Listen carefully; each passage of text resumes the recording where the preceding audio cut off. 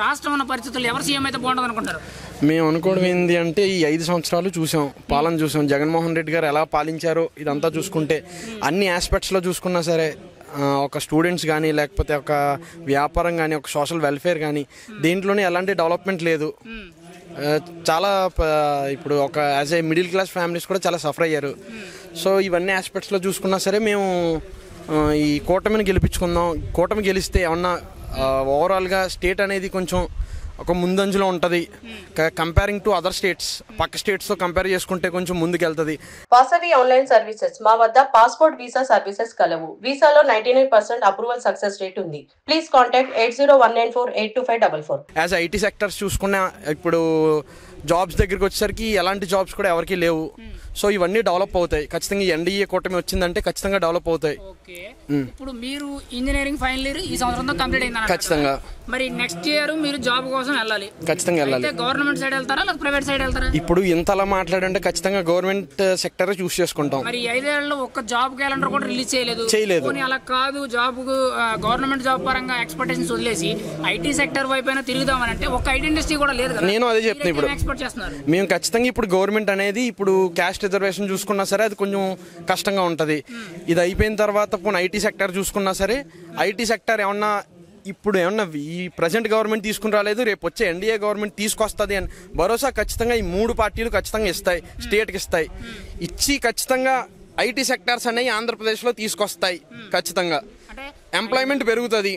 ఇప్పుడు IT sector అనేది maximum Hyderabad తో కంపేర్ చేసుకోలేకపోయినా హాఫ్ ఆఫ్ ది పార్ట్ అంటే 50% కనీసం ఇప్పుడు హైదరాబాద్ కాదు, ఇప్పుడు మన కనీసం ఇప్పుడు వైజాగ్ లో చూసుకుంటే వైజాగ్ లో ఒక 3-4 ఐటీ కంపెనీలు ఉన్నాయి. అలాగే వైజాగ్ ఒక్కటే కాదు, ఆంధ్రప్రదేశ్ లో కొంచెం పెద్ద సిటీ కానీ, స్మార్ట్ సిటీ కానీ, అదొక్కటే సిటీ కాదు, ఇంకా పెద్ద పెద్ద సిటీలు ఉన్నాయి. కంపేరింగ్ టు విజయవాడ, మన కాకినాడ, రాజమండ్రి, ఇక్కడ కూడా డెవలప్ చేయొచ్చు. ఇక్కడ కూడా ల్యాండ్ లేదు అనుకుంటే చాలా ల్యాండ్ ఉంది. ఐటీని కూడా ఇక్కడ కూడా డెవలప్ చేయొచ్చు, ఖచ్చితంగా చేయడానికి ఛాన్సెస్ ఉన్నాయి. సో ఇప్పుడు ఈ ఎన్డీఏ ముందుకు వస్తే డెవలప్ చేయొచ్చు అని మేము అనుకుంటున్నాం. చేయొచ్చు. ఇప్పుడు మీరు ఇంజనీరింగ్ చేశారు కదా, ఇప్పుడు ఫీజు రియంబర్స్మెంట్ సంథింగ్ స్కాలర్షిప్ అయితే ఉంటుంది కదా? లేదన్నా. పర్ఫెక్ట్ గా అంటే ఫర్ ఎగ్జాంపుల్ మీకు మాకు ఒక టర్మ్ పడింది, 2 టర్మ్స్ పడ్డాయి, ఇంకా 2 టర్మ్స్, 6 టర్మ్స్ ఉంటాయి మాకు. 6 టర్మ్స్లో 5 టర్మ్స్ పర్లేదు. ఫైనల్ ఇయర్ పర్లేదు, థర్డ్ ఇయర్ పర్లేదు మాకు. సెకండ్ ఇయర్లో 1 పర్లేదు, మొత్తం 3 పడ్డాయి. ఇప్పుడు 6 టర్మ్స్ కి ఎంత పడాలి?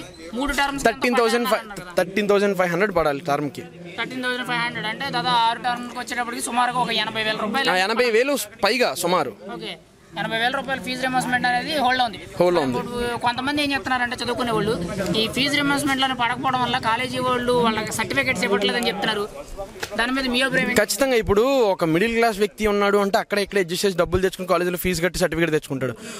యాజ్ ఏ ఒక గవర్నమెంట్ నమ్ముకుని, గవర్నమెంట్ స్కీముని నమ్ముకుని వచ్చి ఇంజనీరింగ్ చదువుకుని సర్టిఫికేట్ పట్టుకెళ్దాం అనుకున్నాడు. పరిస్థితి ఏంది? డబ్బులు ఎక్కడ తెచ్చుకుని, ఫీజు ఎక్కడ కట్టి, సర్టిఫికేట్ ఎక్కడ తెచ్చుకుంటా? మరి ఫీజు రింబర్స్మెంట్ మీద ఆధారపడినాడు సర్టిఫికేట్ తెచ్చుకోలేడు కదా. అప్పు చేసి డబ్బు తెచ్చి కాలేజీలో కట్టాలంటే నాట్ పాసిబుల్ కదా అది. ఎడ్యుకేషన్ సిస్టమ్ అసలు ఎలా ఉందనుకున్నారు స్టేట్లో? ఎడ్యుకేషన్ సిస్టమ్ దగ్గరికి వచ్చేసరికి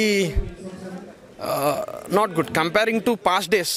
గతంలో చూసుకుంటే, గతంలో ఏ గవర్నమెంట్లో చూసుకున్నా సరే ఆ గవర్నమెంట్తో పోల్చుకుంటే ఎడ్యుకేషన్ సిస్టమ్ అనేది తగ్గింది తప్ప పెరగాలి. ఎడ్యుకేషన్ అనేది పెరగాలి. ఈ సొసైటీకి కావాల్సింది ఎడ్యుకేషన్ ఫస్ట్. మరి వైసీపీ వాళ్ళు అధికారులు ఏం చెప్తున్నారంటే ఎడ్యుకేషన్ సిస్టమ్ ఇప్పటి వరకు ఎవరు చేయనంత విధంగా నాడు నేడు స్కూల్స్ కింద స్కూల్స్ అని బాగా డెవలప్ చేసాం, ఇంగ్లీష్ మీడియం పెట్టాం, ఇంతకన్నా ఎవరు బాగా చేస్తారు,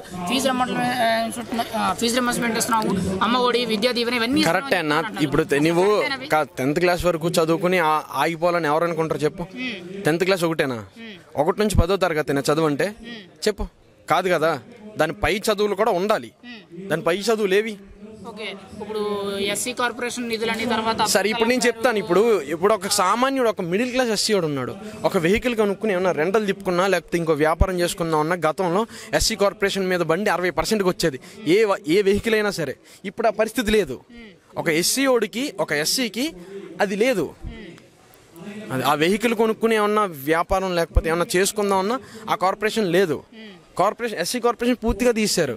గతంలో 2014 నుంచి 19 వరకు చూసుకున్నా ఎస్సీ కార్పొరేషన్ అని చాలా బాగా జరిగింది. మీరు ఇక్కడే కాదు, ఎక్కడ ఏ నియోజకవర్గం వెళ్ళి మాట్లాడినా ఒక ఎస్సీ కార్పొరేషన్ కాదు, కాప్ కార్పొరేషన్ కూడా వచ్చింది. ఒక ఎస్సీ కార్పొరేషన్ కాదు, కాప్ కార్పొరేషన్. ఆ కార్పొరేషన్ అన్నీ లేవు ఇప్పుడు.